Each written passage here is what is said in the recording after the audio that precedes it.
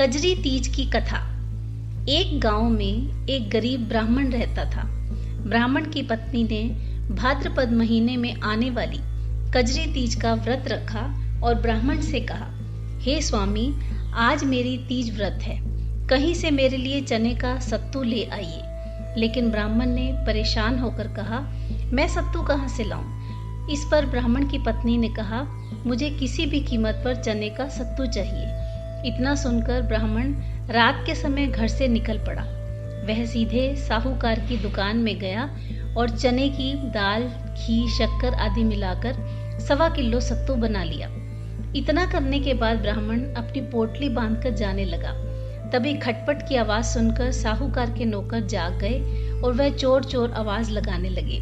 ब्राह्मण को उन्होंने पकड़ लिया और साहूकार भी वहां आ गया।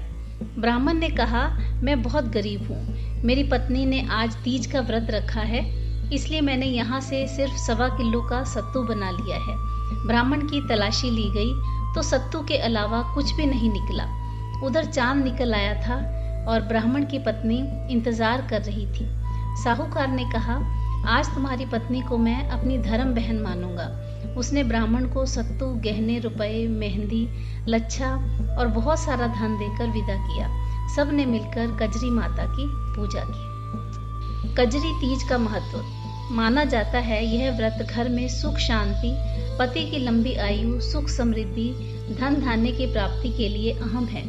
कजरी तीज की कथा के अनुसार इसी दिन भगवान शिव से विवाह के लिए कठोर तपस्या के फलस्वरूप माँ पार्वती ने शिव को प्राप्त किया था। इस दिन माँ पार्वती और भगवान शिव दोनों की ही पूजा की जाती है।